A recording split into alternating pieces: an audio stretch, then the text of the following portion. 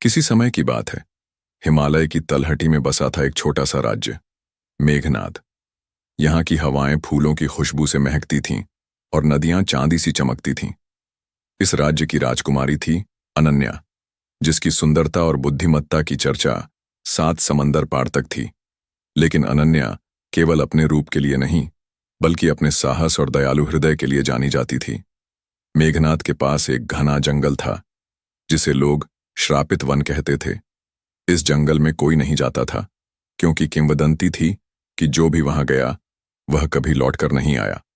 कहानी शुरू होती है सैकड़ों साल पहले, जब मेघनाद के राजा विश्वरूप ने एक शक्तिशाली जादूगरनी सूरमा को अपमानित किया था। सूरमा ने जंगल में एक प्राचीन मंदिर की रक्षा की थी, जिसमें नक्षत्र रत्न नामक एक जादुई रत्न रखा था। यह रत्न प्रकृति की शक्तियों को नियंत्रित करता था। राजा ने रत्न चुराने की कोशिश की, लेकिन सूरमा ने उसे रोक दिया। क्रोधित होकर सूरमा ने जंगल को श्राप दे दिया, जो भी इस जंगल में प्रवेश करेगा वह भटक जाएगा और उसकी आत्मा जंगल का हिस्सा बन जाएगी। केवल वही इस श्राप को तोड़ सकता है, जिसके हृदय में सच्चाई और निस्वार्थ प्रेम हो। तब से जंगल में अजीब सी खामोशी छाई थी। पेड़ों की टहनियां हवा के बिना हिलती थीं और रात में अजीब सी आवाजें गूंजती थीं। मेघनाद के लोग जंगल से दूर रहते थे, लेकिन अनन्या को यह कहानी हमेशा से आकर्षित करती थी। वह सोचती थी कि क्या वाकई कोई श्राप है या यह बस डर का वहम है। एक दिन मेघनाद में अजीब घटनाएं होने लगीं। नदियां सूखने लगीं, फसलें मुरझाने लगीं और आसमान में काले बादल छाने लगे। एक बूढ़े साधु ने राजा को बताया कि यह सब श्रापित जंगल का प्रभाव है। नक्षत्र रत्न की शक्ति कमजोर पड़ रही थी और अगर इसे पुनर्जनन नहीं किया गया तो मेघनाद तबाह हो जाएगा। साधु ने कहा, केवल एक शुद्ध हृदय वाला व्यक्ति ही जंगल में प्रवेश कर रत्न को पुनर्जनन कर सकता है। अनन्या ने यह सुना और अपने पिता राजा सूर्यवंश से अनुरोध किया कि वह जंगल में जाए। राजा ने मना किया, लेकिन अनन्या का हठ और उसका विश्वास कि वह अपने लोगों को बचा सकती है ने उन्हें मजबूर कर दिया। अंततः राजा ने अनुमति दे दी, लेकिन एक शर्त रखी, वह अकेले नहीं जाएगी। अनन्या को अपने साथ 2 विश्वसनीय साथी चुनने थे। अनन्या ने अपने 2 सबसे अच्छे दोस्तों को चुना, कालिदास, एक नन्हा लेकिन चतुर तलवारबाज, और माया, एक जंगल की बेटी जो पेड़ पौधों और जानवरों की भाषा समझती थी। कालिदास की हंसी और हिम्मत अनन्या को प्रेरित करती थी, जबकि माया की प्रकृति के प्रति समझ उसे जंगल में रास्ता दिखा सकती थी। तीनों ने अपने हथियार, भोजन और कुछ जादुई जड़ी बूटियां लीं, जो माया ने तैयार की थीं। जंगल का प्रवेश द्वार एक विशाल पत्थर का मेहराब था, जिस पर प्राचीन लेख खुदे थे। जैसे ही अनन्या ने मेहराब को पार किया, हवा ठंडी हो गई और एक अजीब सी सनसनी ने उन्हें घेर लिया। जंगल के पेड़ इतने घने थे कि सूरज की रोशनी जमीन तक नहीं पहुंचती थी। माया ने देखा कि पेड़ों की शाखाएं जीवित प्राणियों की तरह हिल रही थीं। कालिदास ने मजाक में कहा, लगता है जंगल हमारा स्वागत कर रहा है। लेकिन उसकी हंसी जल्दी ही खामोशी में बदल गई, जब एक भयानक छाया उनके सामने प्रकट हुई। यह छाया सूरमा की थी, जो अब एक आत्मा के रूप में जंगल की रक्षा कर रही थी। उसने गहरी आवाज में कहा, क्यों आए हो यहां, मूर्ख मनुष्यों? क्या तुम्हें नहीं पता कि यह जंगल तुम्हें निगल लेगा? अनन्या ने साहस बटोरकर जवाब दिया, हम अपने राज्य को बचाने आए हैं। हमें नक्षत्र रत्न चाहिए। सूरमा हंसी और बोली, रत्न पाने के लिए तुम्हें 3 परीक्षाओं से गुजरना होगा।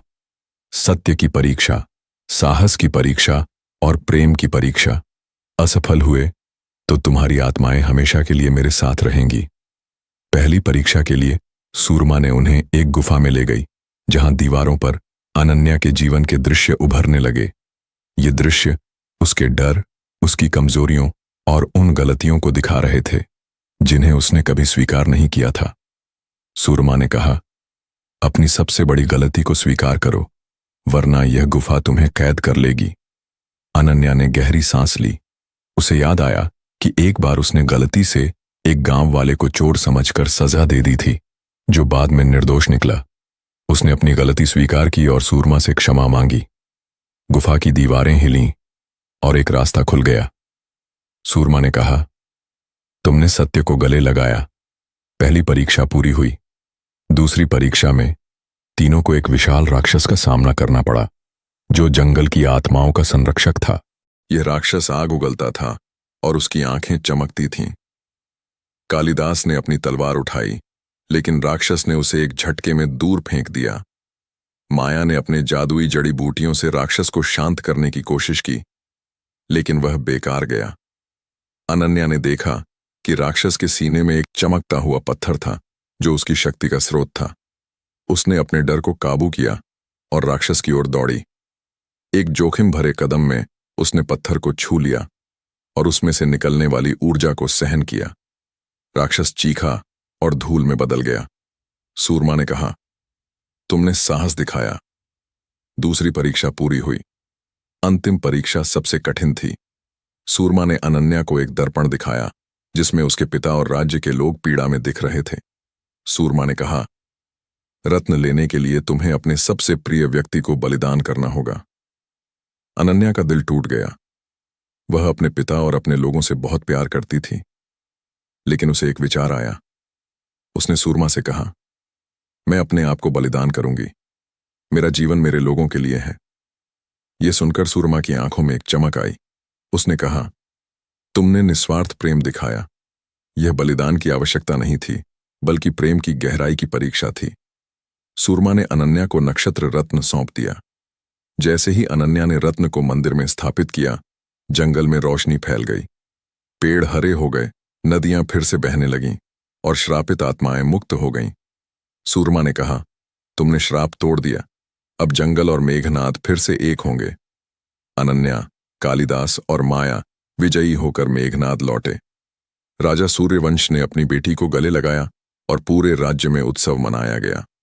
अनन्या ने नक्षत्र रत्न को मंदिर में सुरक्षित रखा और जंगल अब श्रापित नहीं, बल्कि जीवन से भरा हुआ था। अनन्या की कहानी मेघनाद में पीढ़ियों तक गाई गई। यह कहानी सिखाती है कि सत्य, साहस और प्रेम किसी भी श्राप को तोड़ सकते हैं। अनन्या अब केवल एक राजकुमारी नहीं थी, बल्कि एक प्रेरणा थी, जिसने अपने लोगों को दिखाया कि डर का सामना करने और सही रास्ते पर चलने से कोई भी मुश्किल असंभव नहीं है। दोस्तों, कहानी पसंद आई हो तो कहानी को शेयर करें और ऐसी ही रोमांचक कहानी सुनने के लिए चैनल को सब्सक्राइब करें। धन्यवाद।